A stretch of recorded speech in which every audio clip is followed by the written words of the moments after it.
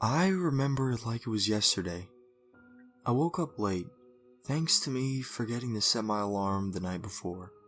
When I saw 7:27 on my alarm clock, I sprang out of bed like a jackrabbit and began pulling my clothes on furiously.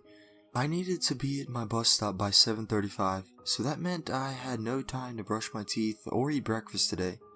No, I had forfeited these luxuries due to my little mistake. I hurriedly scooped up my books and my worksheets into my backpack and dashed down the stairs and out the front door. I hauled ass to get to the bus stop. Just as I rounded the corner, I could see the last kid getting on the yellow bus. "Hey," I yelled, but the kid didn't hear me. I hastened my sprint as the bus began pulling off, smoke pouring from the exhaust. "Hey!" I yelled again, waving my arms wildly. In the side mirror, I made contact with the bus driver. The driver had always been a stern old man, so I can't say that I was surprised to see him give me a dismissive look and a shrug as if to say, "Too late, kid." The driver sped up and I was left behind, dejected, listless, and without a mode of transportation. My school was about 20 minutes away from the bus stop. I had no money and had never ridden the public bus anyway.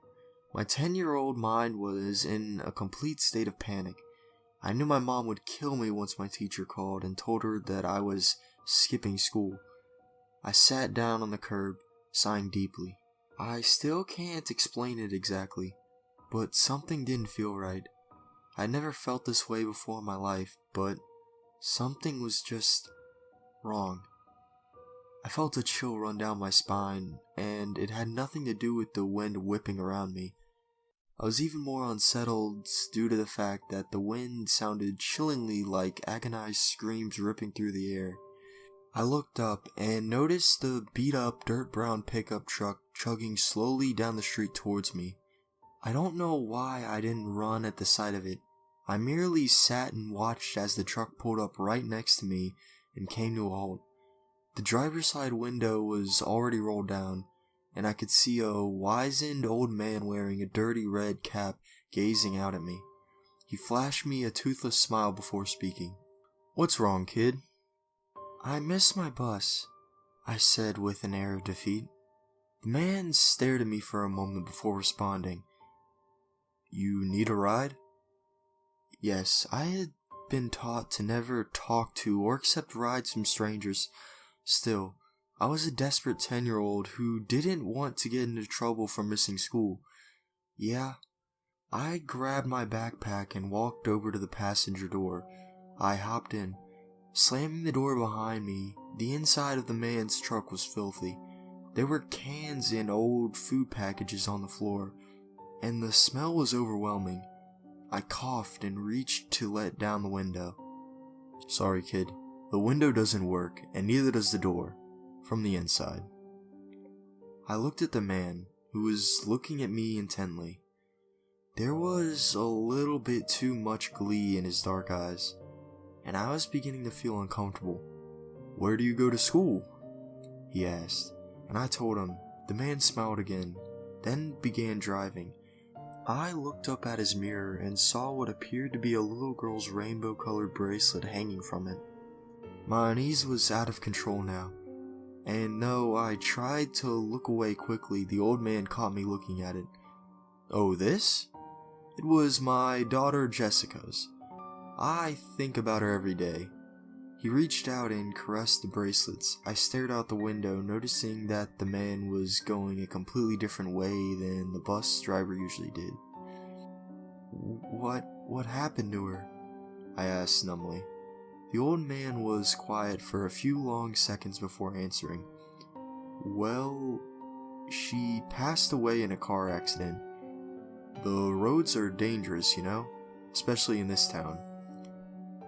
My heartbeat increased by the second. I wondered if the old man had been lying about the door not working. I was strongly considering yanking it anyway. "How old are you, young lady?" 10, I replied quickly, trying to hide my nervousness but failing. The old man stared blankly ahead in silence for a few more minutes. "Yeah, that was about how old my Jessica was when she passed." He reached for my leg and I instinctively pulled it up. I felt my face turn red when I realized that the man was merely reaching for a bag of open potato chips that had been lying on the seat next to me. "You okay?" he asked, popping some of the chips into his mouth. I nodded slowly, putting my foot back on the floor. I looked out the window and felt relief pour through me like it had never been before. We were on the street that my school was on. How had we gotten here so quickly? The old man must have taken some kind of shortcut.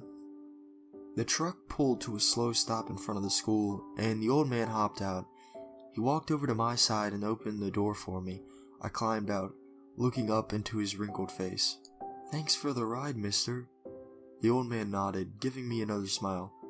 "No problem, sweetheart." He got back into the truck and drove away. I watched him go, wondering what the hell had just happened. What had my 10-year-old intuition been telling me? The man was clearly harmless, or else I probably wouldn't be at school right now. I shook my head and walked into the building. To my bewilderment, all the teachers were crying. I didn't find out why until a little while later. My bus had never made it to the school. A car had hopped unexpectedly into the bus driver's lane, and he had swerved hard, causing the bus to topple over the side of a bridge. There were no survivors.